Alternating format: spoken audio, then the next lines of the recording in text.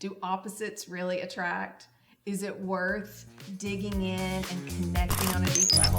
That's what we're going to talk about today.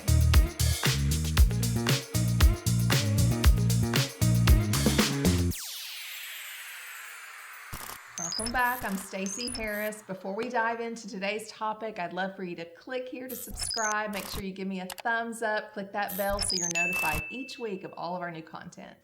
Today, we're going to be talking with my husband. Shane Harris is joining me on the podcast. It's been 10 months that we've been doing this podcast, and I finally got you in that seat. And I'm really, are you excited to be here? Yeah, you're welcome. Oh, so good. We're going to actually be talking about differences in behavioral styles, because if you haven't already noticed, a little body language difference going on the podcast. That is for those of you who are watching on YouTube. Did you know that this podcast is available on YouTube? If you're not subscribed to me on YouTube, go to YouTube and you can actually watch all of our podcasts. But today we're going to really talk about our differences, because we've been married almost 30 years. Yep. It's almost 36 years that we've been together. We started dating in high school, and we are different people today than we were 36 years ago. And we have learned a ton over those 36 years of a relationship. And we're so different in every way possible. Our behavioral styles, our driving forces, we just have a lot of differences. And at first, those differences were some rough spots that we had to kind of work through, but we have really learned to communicate in healthy ways, and we want to share some of those differences with you today and give you hope in all of your relationships, whether it's in a relationship like ours, a marriage, or maybe it's with a coworker or a colleague or a team member or even a sibling or a child. We want to help you when you have those individuals in your lives that are so different and so wired to communicate differently than who you are. So Shane, why don't you tell us, first of all, kind of your preferences for communication? How do you like to communicate? What's your style? Yeah, so my style, I'm a DC. I know that's probably scary for some people to have that combination. So my style is very direct and very precise. I like details, but I like them fast, and I like good information to make decisions off of and communicate. Yeah. Yeah. So he's very task focused. Yes. He's very much about getting things done in a fast way. And if you haven't noticed about me, I also like things done rather quickly, but I am not precise at all. In fact, that's probably one of our biggest differences. Early on, I realized, he likes rules. He likes procedures, and he likes things done a certain way, his way, the right way. And so I don't like just like rules. I like rules that make sense, and usually those are my rules. Yeah. And I realized, I thought that was a suggestion. I didn't actually realize that you wanted it done a specific way. So those issues kind of started coming up early on, of this procedural way, and then me of this, let's just fly by the seat of our pants, spontaneity, that kind of thing. I remember do you remember one of our first arguments? I don't. It was early on, and it had to do with travel. And I was all about, let's just go. Like, why do we need to think through and plan? You're a planner. Yes, for sure. Tell us about the plans that you like to make, like when we go on trips. Yeah, I mean, I think I've changed a lot. I've learned to flex a lot. But I like to plan it out. I like to know where I'm going. I like to plan out what we're going to do pretty much every day. A lot of efficiency with that. I like to, just plan it out, basically, where you have no plan. And even speaking of travel, going to the airport's always interesting with our different styles, because I like, on time is 20 minutes, 30 minutes early for me, where on time for you is just we're running through the airport. I don't want to run, but I do want to just walk right on the plane. Like I don't want to wait. Yeah. Which you like to go to the club. I like the airport lounges and clubs and all that kind of stuff. Yeah. So those are fun things. Yeah, for sure. That's a big thing. Literally, not just travel, but anywhere we go. Yes. on time is early. On time is early. Yeah. And I'm a high I. I want to be fashionably late. Like, I want to walk into a room and there are people in the room for me to just be like, hey, how's it going? Right. You're like, no. We want to get there early, which to me is awkward because no one's there. Yeah. Who do you talk to? So we've had to figure that out. Yeah. And get our timing. There were times we would go separately to certain events, and that was kind of maddening because it was inefficient to drive separately. But I was Right. like, I don't want to get there early, and he didn't want to get there late. It's like, let's sit in the car, all the things. So there's one difference. Yeah. Let's talk about how you recharge. Yes. So how do you, as that high, precise, kind of direct style, how do you recharge at the end of the day? So the way I recharge is probably alone time.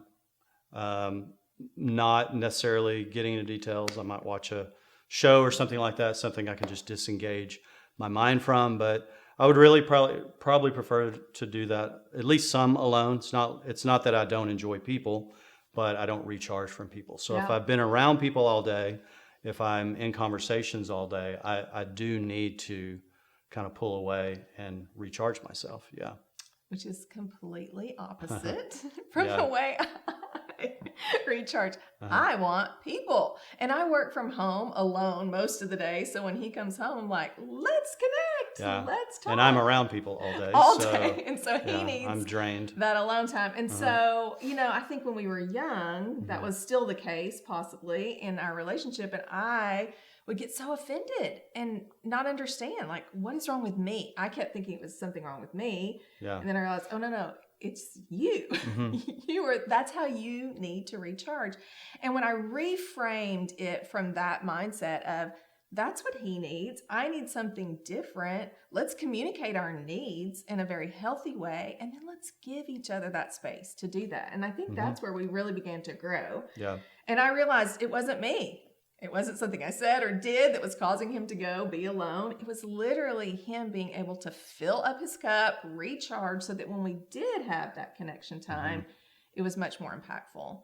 And then also, I've seen you flex in so many ways to me of needing to talk. And then there's some days where he's like, can you give me the short version of that? Yeah. Instead of the long version, because I'm just talking. And I'm like, okay. And when he says that, I'm not offended. I realize he's got so much capacity, so much bandwidth, and I need to get to the point because I want to honor that. And so it's really kind of give and take, right? Yeah. For us. For sure. In those regards. So. Yeah. One area, being a detail person, she doesn't really like the details. She doesn't want to know the details. Sometimes she needs to know the details, but I've learned not to overwhelm her with all the details. And so I think that's something we've really learned in communication styles. Like, she doesn't really want to know everything about something or how I came to a decision process. It's, you're just fine. Let's kind of just work through that without all the detail. Yeah. So that's one thing, a high C can do is completely overwhelm the room with all the details. And so I've had to really learn, where is that appropriate? Where is that needed? What details are needed in different situations or what are not. And so depending on who I'm communicating with. Yeah. And that's even where I use your same language of, can you shorten this up? Can you get to the point? Because it's too many things. My eyes are glazing over. I'm checking out and I can't focus. So that's been a huge. But I've learned a lot about communication just from marriage and over the years. I'm probably Stacy's greatest project. So there's some things that took me 20 years to learn about communication, and learning to communicate with different styles, I think, is really huge, whether it's your kids, your marriage, corporate environment, your friends, whatever that looks like. It's really, really big to learn how to communicate with a style. You'll just get there faster with a lot less frustration in communication. Yeah. Yeah. I remember the first time Shane took an assessment. Now, this was almost 30 years ago, before the internet. Yeah. We did have an electronic version, and I finally got him to take it on the computer, and I printed out his report. And I remember I set it on your bedside table, and I kind of arranged the papers specifically in a way so I would know when he touched it. And I think it sat there for about 3 weeks before you picked it up, because he was such a skeptic, and you would not read it. And then one day he came to me, he's like, oh my gosh, I cannot believe the Yeah. detail and the information in this report. Do you remember that? Oh yeah. So if you're out there, you're a skeptic of behavioral assessments. There's some assessments I'm still pretty skeptical of, but I have found, Spoken like a true C. particularly with DISC, I found it to be quite accurate. You know, it is a self-assessment, but I was highly skeptical that it could tell me anything about myself. And then when I read through it, I was like, that's pretty amazing. That's pretty much, 80, 90%. I felt like that was just nailing who I was. Yeah. So yeah, I was totally amazed by that. Yeah, so I think that really kind of unlocked something in this journey of self-awareness for both of us, because I realized even in that moment when your kind of light bulb came on of, I understand me, and I was learning again myself, and then we began to then really dive in to understand each other and make it work, because we were committed for the long haul. I was like, Right. okay, we're in this together, even though we're so different. Yeah. And there are still things today Oh yeah. that we disagree on. Oh, for sure. And we've Yeah. learned how to disagree and be okay with that. Yeah. I think any healthy relationship, you're not going to agree on everything, and you're going to do things differently. You're going to process things differently. And, but there's actually a strength in it if you can learn to honor and value that other person and what they bring and how they do things. And I think that took me a long time, actually.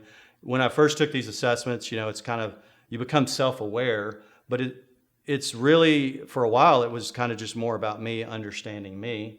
But then over time, you start to understand other people's styles and how they relate. And then you begin to understand it, but you may not value it. But then Right. over time, you really begin to value it. I think one of the styles that I've come to value the most is the S style, which sometimes D's and S's, that can be really a frustrating communication point. But I've found over time, as I've really learned what S's bring to the table, massive value. Yeah. Massive value, really bringing a sense of relation and family to an environment, and really is that glue that you talk about. Yeah. And I's as well. I don't know what I would do without my high I here, yeah, it's really powerful when you work together and communicate together. Mm-hmm. Two things I want to touch on before we wrap up. One, I remember one day in our relationship years ago, and you came to me and you said, teach me how to be a high I. And I looked at you and I was like, what? And Right. you said, things just roll off of you. You don't Yeah. seem to, hold on to things. Like, just teach me how to be a high I. And I said, I don't want you to be a high I. Like, I actually don't. Like, I love how you're wired, Right. how you're made. I said, but I can help you learn to flex, Right. especially in social situations. Yeah. And Yeah, I remember that. And I was like, it'd be just so much easier if I could just be high I. It's just, I don't think that you ever get tired of yourself?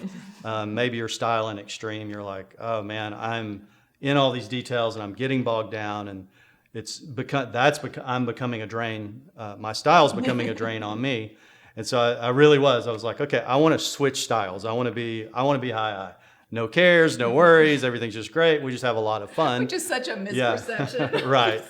But that's what I was kind of in that moment. But you did help me to understand, hey, no, you don't have to become that, but you can flex. And so it was a great lesson for me. Yeah. And so I would encourage anyone we all can get frustrated, right? Yeah. With our own style. We can Oh, yeah. be our worst, problem is ourselves. And Yeah. so really understanding how to flex. But the second thing I wanted to talk about was that moment when you were talking about the S style and how much you appreciate and value that behavioral style, that steady, stable person on your team.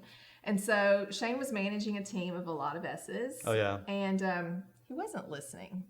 And Yeah. he wasn't pausing, and they were kind of going through some crisis. And I remember kind of coaching you and saying, you need to pause. Yeah. He would end meetings and be like, anybody any questions? Okay. And move on. I'm like, that is not the way you communicate. And then what happened? Right. Well, it was a great example because it was kind of a crisis in this organization. And of course, a D in a crisis mode is going to go into directing, and we just have to get it done.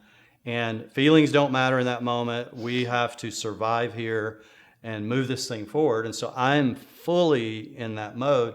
Well, everybody else in the room, maybe 10 people, most in the room, were S's. And so I was not communicating well with them. They're getting upset inside. They weren't showing it, obviously, but they were getting upset.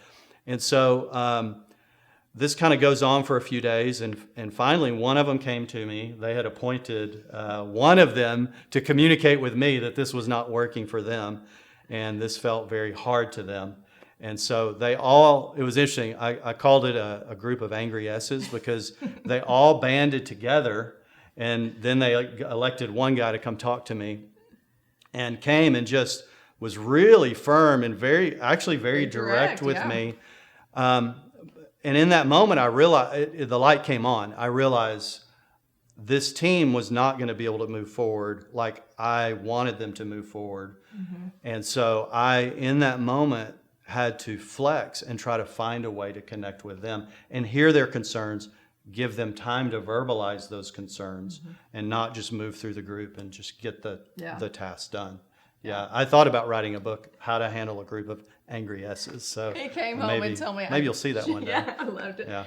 I had a bit of a moment, when you came home that day. And thankfully, you had a really great attitude because I had been prepping you for that moment mm-hmm. to come.